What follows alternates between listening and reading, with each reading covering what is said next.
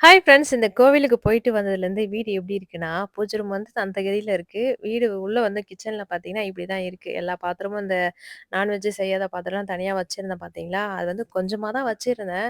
அது கொஞ்சம் கொஞ்சமா பார்த்தீங்கன்னா, அப்படியே வந்து நெறைய ஆயிப்போச்சு. எடுத்து வைக்கிறப்ப தான் எனக்கே தெரியுது. கொஞ்சமா தானே வச்சிருந்தோம். அப்படியே பார்த்தீங்கன்னா, இந்த தாம்பூலம்லாம் குடுக்குறாங்க இல்லையா கப்பு, அதெல்லாம் வந்து சரி நான்வெஜ் செய்யாத பாத்திரத்துல எடுத்து வச்சிடலாம் அப்படின்றதுக்காக அந்த மாரி எடுத்து வச்சது தான்.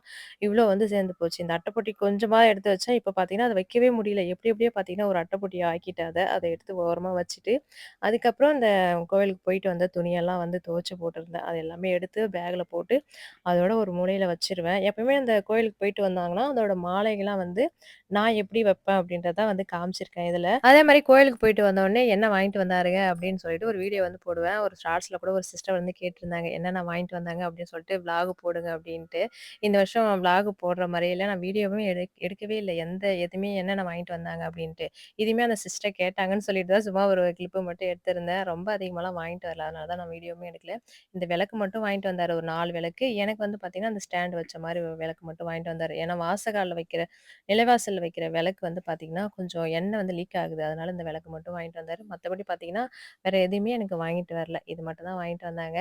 அதெல்லாம் இந்த அம்மா வீட்டுக்கு வந்த அன்னைக்கு அம்மா வீட்டுக்கு அவசர அவசரமா போற வேலை இருந்ததா, அதனால வந்து எல்லாருக்கும் பிரசாதம் குடுத்து அனுப்பிட்டேன். எனக்கு விளாக் எடுக்கிற அளவுக்கு டைம் இல்ல அப்படின்றதுக்காக.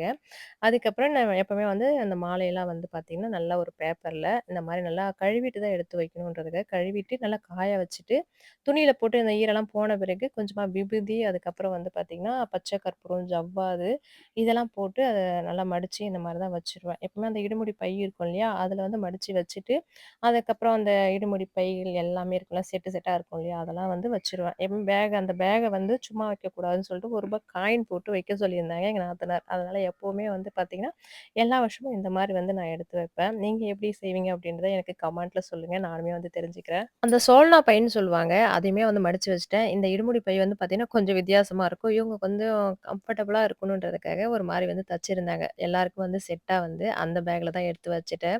அதுக்கப்புறம் நெய் வந்து வாங்கிட்டு வந்தாங்க இல்லையா? இத வந்து பார்த்தீங்கன்னா, தனியா ஒரு கப்ல ஊத்தி ஃப்ரிட்ஜ்ல எப்பவுமே வச்சுருவேன். இந்த நெய்ய வந்து பார்த்தீங்கன்னா, நான்வெஜ் செய்யறதுக்கு எதுவுமே யூஸ் பண்ண மாட்டேன். தனியா வந்து ஏதாவது வந்து செய்யறதுக்கு மட்டும் தான் யூஸ் பண்ணிப்பேன். அதுக்காக ஒரே கப்ல வந்து ஊத்தி வச்சுக்கலான்றதுக்காக. எல்லா டைமும் பார்த்தீங்கன்னா, வாளி தான் 2, 2 வரும். இல்ல 3, 3 கூட வரும். இந்த டைம் வந்து பார்த்தீங்கன்னா, வாளியே வேணாம் அப்படின்றதுக்காக இந்த மாரி வந்து தண்ணி ஜக்கு குடிக்கிற மாரி ஒரு ஜக்கு போட்டிருந்தாங்க. இதுவுமே வீட்ல இல்ல. வாங்கணும்னு நெனச்சிட்டு இருந்தேன்.